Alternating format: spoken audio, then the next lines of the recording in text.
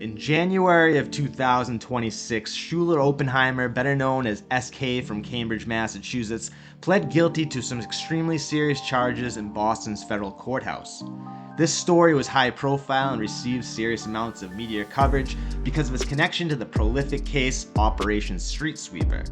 After the FBI's Northshore Task Force took down the kingpin of Massachusetts press game, they began to uncover wider conspiracies throughout the Commonwealth and beyond. SK's case is one of the most professional and intricate operations in the Bay State's history. But what is the conclusion to this legendary case? What's up, everybody? Welcome back! So what is the deal already? Back in January of 2026, 35-year-old Schuyler Oppenheimer, aka SK of Cambridge, Massachusetts, pled guilty to a slew of charges in Boston's federal courthouse. According to the press release from the Department of Justice, SK was supposed to be sentenced on April 17th of 2026 in response to his guilty plea. But since then, crickets. No word whatsoever. No official reports, no news write-ups, no social media posts, just silence. It begs the mind to wonder. The whole case is one of the most high-profile and high-level of a series of cases that came about in the wake of the earth-shaking Operation Street Sweeper on Boston's North Shore. SK was associates with Vincent Fats Caruso and was a vital piece of the counterfeit press game in New England. Mr. Oppenheimer took it a step further than even Caruso and got involved in the pre-manufacturing, highly technical chemistry end of the operation. According to federal authorities, SK was in direct contact with a Chinese supplier who was selling him the raw precursors for Fetty, plus metric tons of chemical binders and fillers. Apparently, the enterprising Oppenheimer would then synthesize the raw product at a clandestine lab somewhere in the area. A remarkable step up from Fats' operation in his megapress, one that the authorities took very seriously. This case has been high profile since its onset. Everything connected to Operation Street Sweeper in the press game has become top priority for the FBI's North Shore Task Force. Pressies are one of the biggest public health crises in New England and beyond in current times. Plus, many of the proceeds of the trade had gone into fueling violent street beefs in the region. What also helped push the story into the broader media is that SK was close personal friends with the popular Massachusetts rapper Millyz, who at the time of the bust was achieving new levels of fame and success in the rap industry. People have tried to speculate about Milly's connection to the case. There was a rumor that on some of SK's ledgers that he kept of money owed, which it's not a good idea to keep written evidence like that around if you're actively participating in a criminal conspiracy. Just saying. But there's alleged that there was a note of Blanco, which is Milly's nickname, and an amount of cash next to it. But I personally don't think Millyz has any other connection to this case other than the fact that he is a lifelong close friend of SK's, both coming up together in Cambridge, Massachusetts. I'll let you internet sleuths and conspiracy theories figure out the rest. What I'm more interested in is what is actually going on with this case. Because if what the feds allege is correct, this is one of the most sophisticated operations in the Commonwealth's history. How does a case of this magnitude just disappear? What's up? So, yeah, like what I really don't like to do on this channel, I try very hard to get the facts right, present stories and cases and stuff as they're presented, as they're written. I don't try to put my own spin on things. So I'm not really concerned with conspiracy theories and other stuff. Like after this case broke and I initially put out the video, which I didn't really do a good job when I initially put out that video, I was going whatever. But people were messaging me and they were trying to tell all these crazy stories about Millyz, about the list where his name was on it with the money. They were all saying stuff about SK's girlfriend. As far as I know, they're very close personal friends. They've been since this, for a long time. They're still in good terms. So I don't like to do that kind of stuff. My channel has never been about trying to make people look bad or exposing people or putting spins on stories. You know what I mean? I have had nothing but positive interactions with Millyz and stuff. So I don't personally know SK. I don't really know the inside workings or intricacies of this case. Like I said, I try to present these stories in the most factual, respectful way as possible.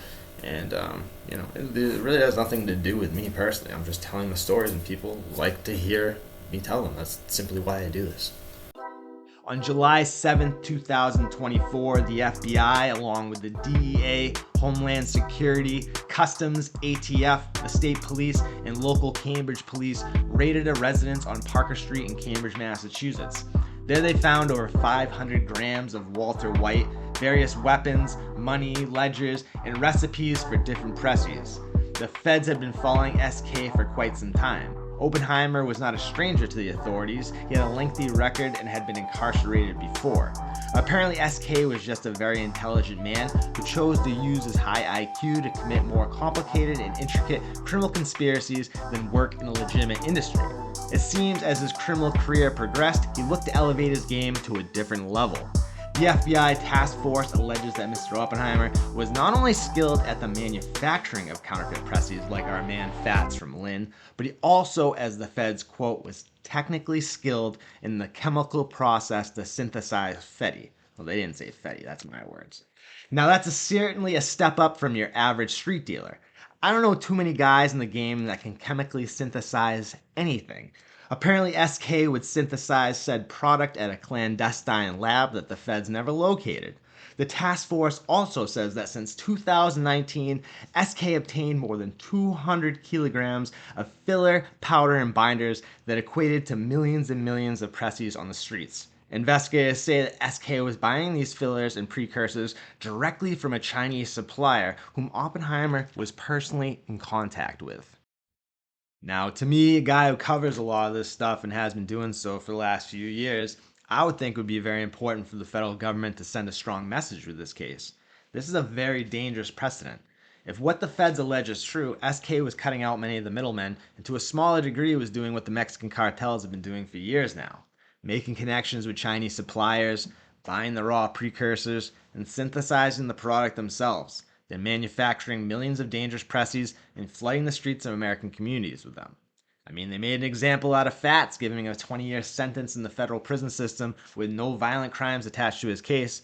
They wanted to let other young entrepreneurial hustlers from Massachusetts know not to follow in his footsteps. I would think that the government would want to send an even stronger message with Mr. Oppenheimer's case. But now, I'm not so sure. There was a ton of press when this case broke in 2024 because of his connection to Operation Street Sweeper and SK's relationship with rapper Millyz. Then again in January of this year in 2026 when it was announced that SK was pleading guilty and was to be sentenced in April. There was at least 5 or 6 write-ups about it. So all April I waited to hear what was the outcome to this case. April 17th passed, nothing. May 1st, nothing. Am I the only one that's wondering what's going on with this case? I would just like some transparency from the government about what's going on. I guess I'll keep waiting. It was my assumption that SK pleaded guilty in January, most likely because he was looking at a mountain of evidence against him. Upon realizing he had no chance at winning a trial, he didn't want a long sentence upon a guilty verdict. This is the main reason people usually enter a structured plea agreement. SK was already a convicted felon. Now he was looking at a list of charges, including the physical evidence, 5 keys of Walter White, raw and pressed into addies, possession of weapons by a convicted felon, the conspiracy to import chemicals from China and synthesize them into zombie dust. Oh yeah, and I almost forgot. Just for the love of the game, SK was also charged with 2 counts of wire fraud and submitting false tax returns in order to secure over $40,000 of paycheck protection loans. God bless. The feds allege that SK was doing all this himself and with the help of a few female associates. These are no small charges. If SK took the case to trial, he was looking at 10 years to life. The possibility of a life sentence, I'm sure, is what pushed Oppenheimer into an agreed plea deal. But what happened as a result of that plea deal? Why isn't there any conclusion to this case in the media, or for all we know, at all? Why did April 17th pass without any update? I'm sure investigators leaned on SK every which way to find out more about the intricacies of the game in Massachusetts and overseas, but when there's no official report, people can only wonder and make assumptions. So I hope you guys enjoyed this story. My whole point is that I just feel like the criminal justice system is completely corrupt.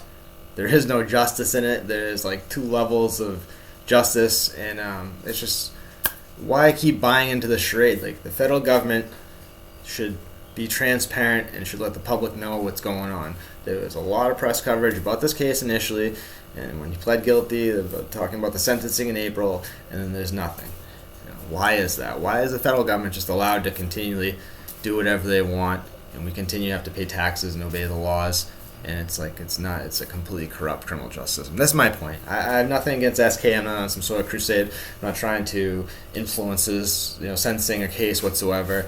I just think, this is a very serious problem. A lot of people are struggling with the issue that's involved in this story, in this case.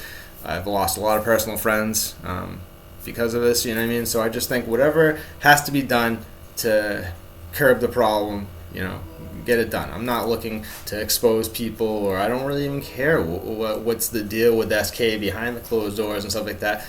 My point is, there should be transparency with the federal government, and there's not. There's just no transparency with any type of government in the criminal justice system whatsoever. That's all I'm going here with this video. So if people want to, get mad at me, attack me, whatever. So I hope you enjoyed the video. If you did, hit the like button, subscribe if you're not already. But most of all, guys, make good choices, make good decisions.